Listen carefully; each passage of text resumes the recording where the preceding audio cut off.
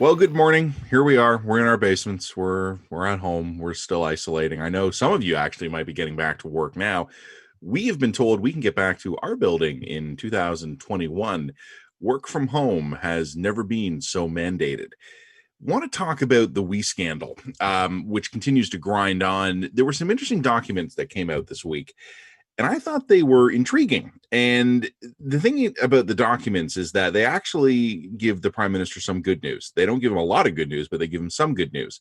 The documents that came out this week confirm a big part of what the prime minister had said. He did find out later on in the process, and he did push back. He had to be talked into going with we. That's the good news for the prime minister, and that really is genuinely good news for him. Big part of his narrative has been confirmed. The bad news, though, is that the overall position the government has taken has been destroyed by these documents. Look, the government all along had been admitting we screwed up. There were mistakes that were made. Bill Morneau and Justin Trudeau had both already acknowledged they should have recused themselves. They'd already acknowledged, sorry, we shouldn't have voted on this. We shouldn't have thrown our weight behind this. We had conflicts and we should have acknowledged those, and they're very sorry for not having done that.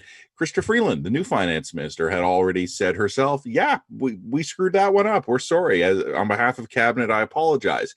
But the Liberals were doing their best to kind of say, our mistake was limited to that. We made a mistake born of being too excited. We were over eager to do the right thing. It was unprecedented times. It was an emergency. We stumbled over our own good intentions. That's been as far as the Liberals have been willing to go. These documents show incontrovertibly it's more complicated than that, and not complicated in a good way. Weeks before the public service recommended we to the government, which is what the government has always said, hey, we were too eager to accept their advice. We didn't do our due diligence. Weeks before that advice was given, ministers and officials in the Trudeau government were working with we.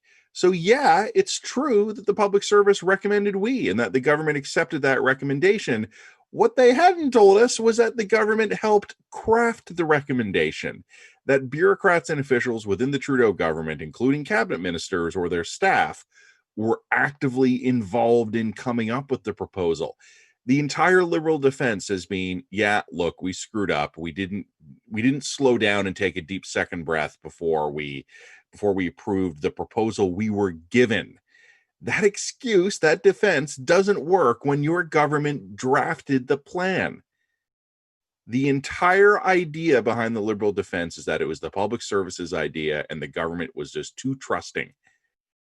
Weeks and weeks and weeks of emails showing government officials working with we to craft the plan, while we has acknowledged they were sending around promotional materials, including pictures of the prime minister's family, undercuts, just totally demolishes the key plank of the Liberal defense.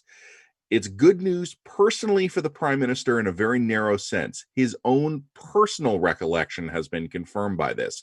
For the government as a whole, it has put a gigantic hole in their credibility.